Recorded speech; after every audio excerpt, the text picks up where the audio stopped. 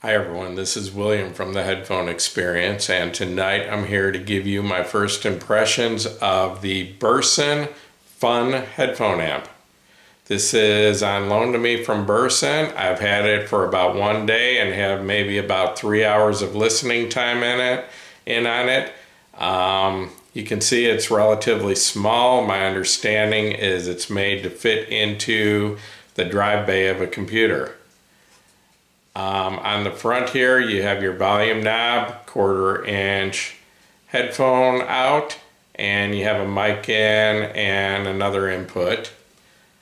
On the back, you have your analog input, 2 different 12-volt inputs, one for the external power supply that comes with the amp, and the other is from your computer. You have your on-off switch and your preamp out. The unit does come, like I said, with the external power supply, and it also came with a nice set of RCA audio cables for your analog input. As far as headphones that I've tried with this so far, I have used the Hi-Fi Man Sundara, which has worked really well. The Hi-Fi Man HE560, which is a relatively hard to drive headphone. And this amp at 2.1 watts into 32 ohms seems to have plenty of power to make the HE560s sound good.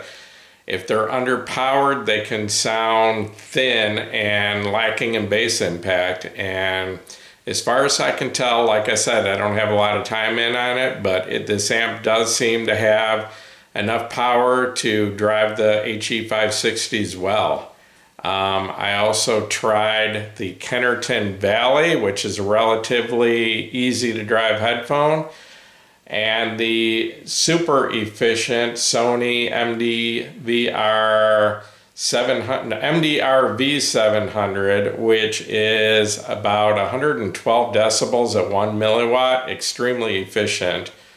And I also tried a set of Hi-Fi Man IEMs, the RE400. And so far, the amp is dead silent with all of these. Not even the IEMs, I couldn't hear any background noise at all with the IEMs. The only headphone that I could pick up any background noise at all was the Sony's, which, like I said, are about 112 decibels at 1 milliwatt. And if I turned off my source and turned the volume knob all the way up to about the 3 o'clock position, I could hear a little bit of background hiss. But the fact is, the headphones are as loud as you can stand by the time you get to 9 o'clock.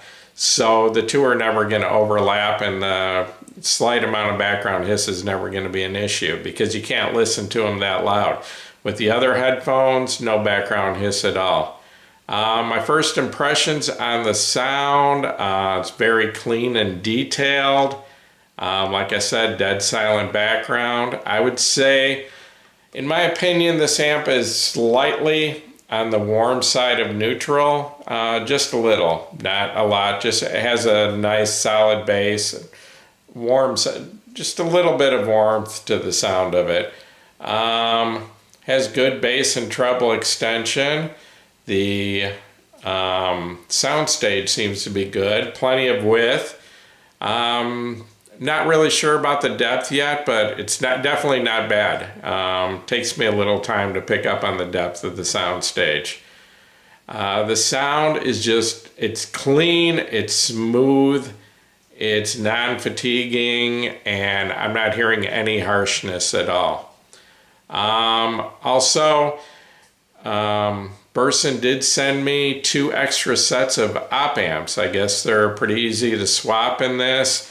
The amp comes with a small Allen wrench. You can see on the side there's 2 Allen screws on each side. I guess you just pop the top off and you can swap out the op amps and give the amp a different sound signature. I haven't tried that yet, but like I said, I'm planning on doing a full review in about a week and a half. And I will be sure to try the 2 other sets of op amps to see how it changes the sound. Anyway, I'm going to wrap this up. I'll be back to you in about a week and a half with a full review. And once again, this is William from the Headphone Experience. Thank you.